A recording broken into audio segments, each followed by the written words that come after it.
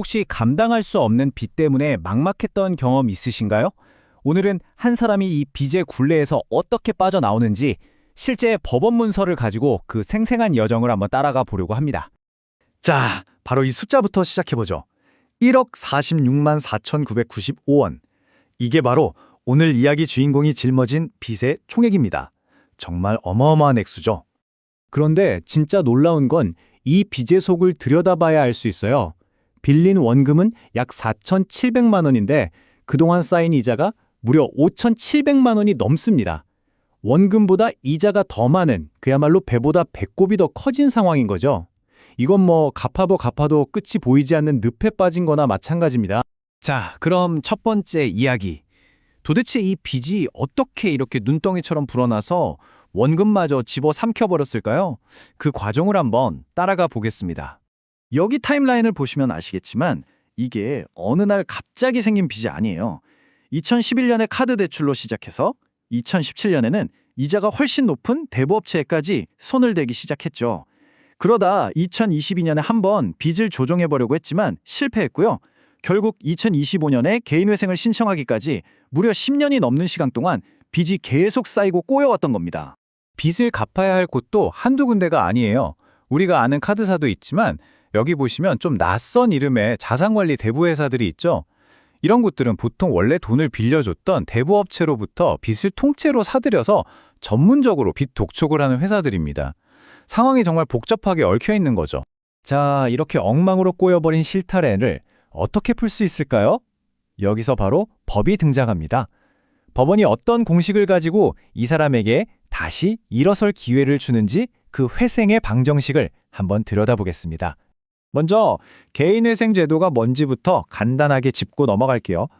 이건 꾸준히 돈은 버는데 빚이 너무 많아서 도저히 답이 안 나오는 분들을 위한 일종의 법적 구제 장치라고 생각하시면 돼요. 법원이 짜준 계획에 따라서 일정 기간 동안 빚의 일부를 성실하게 갚으면 그 무시무시했던 나머지 빚은 법적으로 소멸시켜주는 제도입니다. 자, 이 회생 방정식에 들어가는 첫 번째 숫자, 바로 소득입니다. 이 신청인은 쿠팡에서 월급을 받고 또 배달 부업까지 하면서 월 평균 약 257만 원을 벌고 있었어요. 그러니까 어떻게든 다시 일어서려고 노력하고 있다는 게 보이죠? 이게 바로 재기의 가장 중요한 기반이 됩니다. 근데 법원은 이 돈을 전부 빚 갚는 데 쓰라고 하지는 않아요. 그건 너무 가혹하잖아요, 그렇죠? 그래서 이 소득을 딱 두 조각으로 나눕니다. 하나는 빚 갚을 돈, 다른 하나는 법적으로 보호해주는 최저 생계비. 빚을 갚는 중에도 최소한의 생활은 유지할 수 있도록 숨 쉴 구멍을 만들어 주는 건데 이분의 경우에는 약 137만 원이었네요. 자, 그리고 또 하나의 중요한 개념이 나옵니다. 바로 청산가치라는 건데요. 약 3,854만 원. 이게 뭐냐면 만약 이분이 개인회생이 아니라 파산을 했다고 쳐요. 그럼 가진 재산을 다 팔아서 빚잔치를 해야겠죠? 그때 채권자들이 최대로 받아갈 수 있는 돈의 총액, 그게 바로 청산가치입니다. 개인회생은 채권자들에게도 불리하면 안 되니까 최소한 이 청산가치보다는 더 많이 갚도록 계획을 짜야 한다는 원칙이 있는 거죠. 자, 이제 소득도 나왔고 최저생계비도 정해졌고 청산가치까지 계산이 끝났습니다. 이걸 다 조합해서 법원이 내놓은 최종 결론, 바로 36개월간의 구체적인 상환 계획을 한번 보시죠. 계획은 아주 심플하고 명확합니다. 첫째, 매달 소득에서 최저생계비를 뺀 약 118만 원씩을 갚는다. 둘째, 이걸 36개월, 그러니까 딱 3년 동안 꾸준히 한다. 그럼 어떻게 되느냐? 셋째, 원래 빌렸던 원금의 89%를 갚게 되고요. 넷째, 가장 중요하죠? 그동안 사람을 짓누르던 이자는 전액 탕감됩니다. 이 그래프를 보시면 훨씬 이해하기 쉬우실 거예요. 왼쪽이 원래 빌렸던 원금이고 오른쪽이 3년 동안 갚게 될 총 금액입니다. 거의 비슷하죠? 이게 뭐로 의미하냐면 이 제도가 그냥 빚을 깎아주는 게 아니라 원금은 어떻게든 책임지고 갚게 한다는 걸 명확히 보여주는 겁니다. 그리고 이 차트가 바로 이 모든 과정의 핵심을 보여줍니다. 원금은 89%나 갚죠. 그런데 이자는요? 보시는 것처럼 0%, 단 한 푼도 갚지 않아도 되는 겁니다.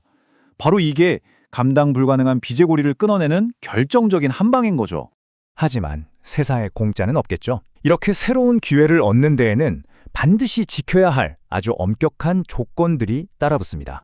자, 이 문구가 정말 중요합니다. 이게 무슨 말이냐면 3년 동안 빚을 갚아 나가는 와중에 혹시라도 월급이 오르거나 해서 소득이 확 늘어날 수 있잖아요.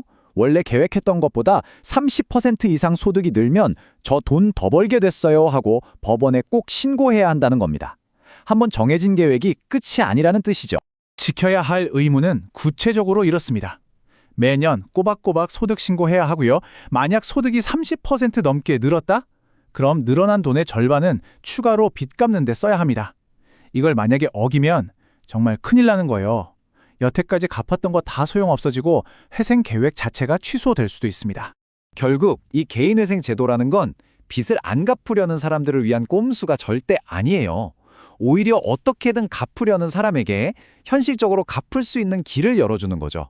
채무자에게는 다시 일어설 기회를, 채권자에게는 그래도 원금 대부분은 돌려받을 수 있게 하는 일종의 사회적인 약속이자 균형점이라고 할 수 있겠습니다.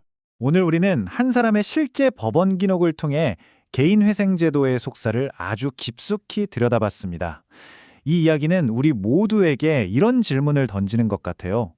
사람이 살다 보면 넘어질 수 있잖아요. 그럴 때 도저히 내 힘으로 일어설 수 없는 빚더미 앞에서 우리 사회가 내밀어줘야 하는 공정한 두 번째 기회란 과연 어떤 모습이어야 할까요? 한 번쯤 생각해 보게 되는 문제인 것 같습니다.